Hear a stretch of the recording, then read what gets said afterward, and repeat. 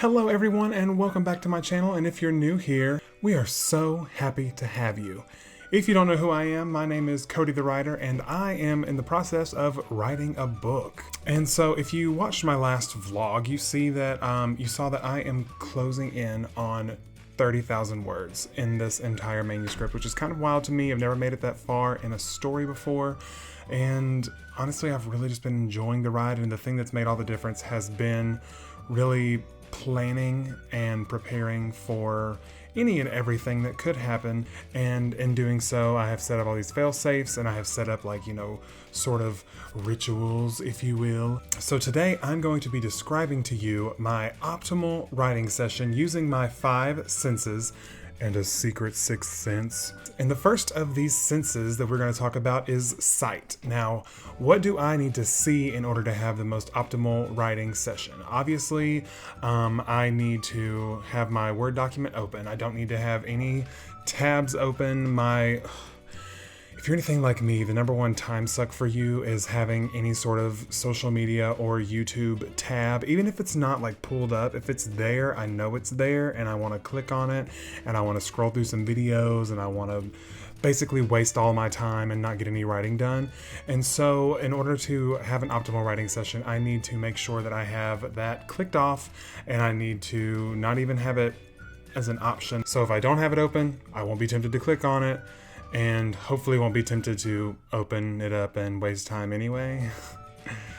Another thing is that I have to have a tidy workspace. Now, my desk stays kind of tidy for the most part. I mean, sometimes after a long session, I might leave it a little disgruntled, but I cannot start a writing session with a messy workspace, and I can't start a writing session with a messy room. As you can see, my desk is set up in my bedroom, so the bed needs to be made. If there's laundry that needs to be either put in the washer or dryer or folded, most of the time it needs to be folded. I can wash and dry my clothes in the matter of a couple hours, but it takes me a solid 5 to 10 business days to actually get it folded. And I know I'm not alone in that, and I won't apologize for it. But if there is a basket of clothes or anything in sight that I know needs to get done, I have to take care of it before I sit down and start writing. Otherwise, that's just going to be floating around in the back of my mind like, hey, you need to come fold me.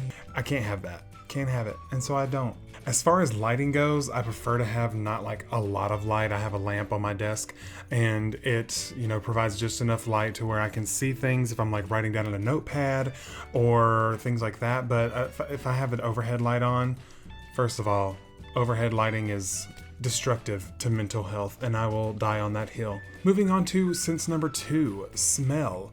Now, typically what I like to do is I like to have a candle lit, and typically the smells that I gravitate towards are either floral smells or a herb smell. Now, that sounds kind of strange, but one of my favorite candle smells in the entire world is called citrus and sage. It just smells so clean and so just warm and cozy to me. That's my go-to favorite smell. And so if I, it's not a requirement, but if I want to have it, then I'll light a candle like that. I also have a little wood wick candle that kind of makes little crackly noises and things like that. But it's really a really comforting smell to me. And so if I am going to have any kind of smell, it's going to be that. Or I do love just sitting in a coffee shop, because the smell of coffee just invigorates my spirit and motivates me and stirs something in my soul that is just always a positive experience. And so if there's coffee around, then that's also not a bad smell to have. Moving on to sense number 3, taste. Now, I was just talking about the smell of coffee. Well, I also love the taste of coffee. And so if I have some made, what I do whenever I'm at home is I make my own cold brew situation. Really, it's just more just iced coffee, because what I do is I brew coffee in the actual coffee pot the way normal people do it, and then I pour it into this filter thing that's actually made for cold brew, and then I just drink out of that. My personal preference will always be iced coffee over hot coffee, and People may disagree with that, but I know that I'm not alone in that, and again, I will die on that hill. Let me know down in the comments below, are you a warm coffee person or are you a cold coffee person? If I don't have coffee, like typically if it's later in the day that I'm writing, I don't want to drink coffee because then I'll have a hard time falling asleep, so usually what I go to is a nice white wine.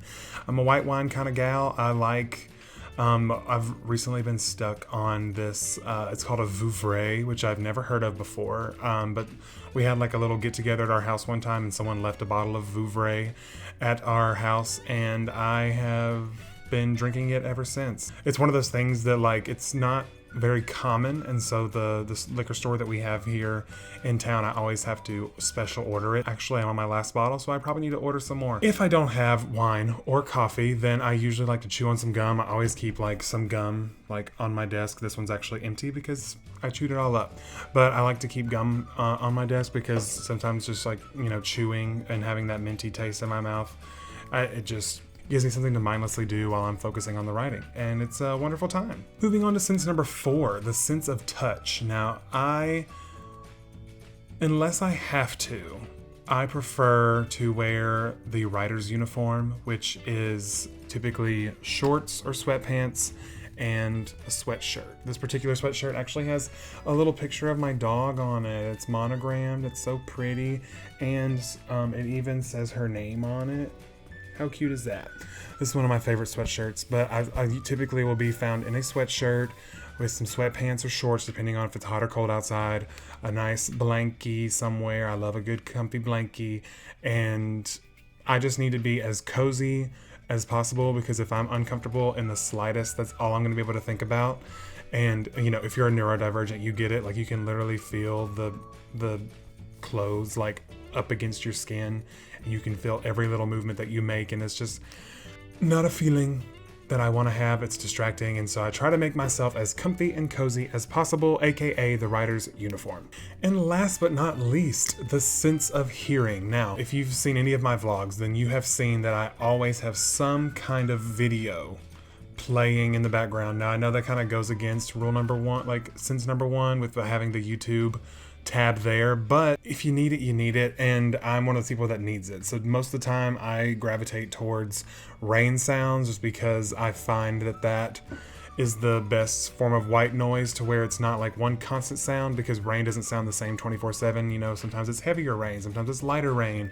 Every now and again there's a little bit of a thunder thing happening in the background, and it's just the perfect amount of white noise, and I think that I gravitate to that because that's also my favorite time to read, is whenever like I'm home, I have the day off, it's raining, it's thunderstorming outside, and that just sets the tone for the coziest reading time.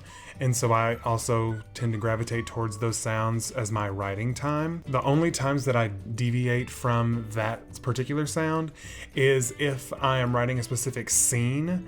Like, for example, in the book that I'm writing, there's a diner scene, and so what I've done in the past is I pull up like a soundscape of a diner and I have that playing in my ears, so I can, you know, as I'm writing that scene, I have immersed myself into that setting, and I can hear the dishes and, you know, clanking in the kitchen.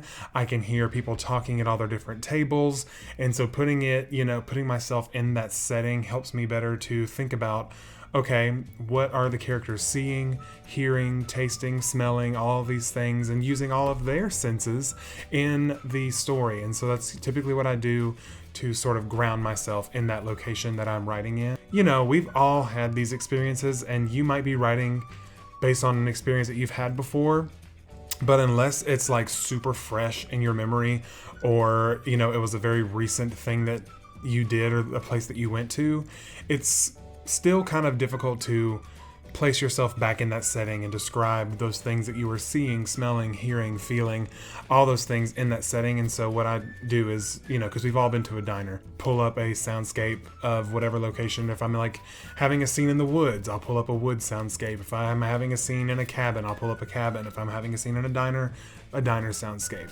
It really helps me ground myself in that setting to better describe the things that are happening, and sometimes it helps spark inspiration, like a distraction of something that I wouldn't have originally thought of if I hadn't grounded myself into that setting. And that's all I've got for you guys today. If you liked the video, make sure to give it a thumbs up and let me know down in the comments, what things do you need to set yourself up for success when you are starting a writing session? And if you like this kind of content, please consider subscribing to the channel. It costs you absolutely nothing, but it helps me out immensely. I would greatly appreciate it.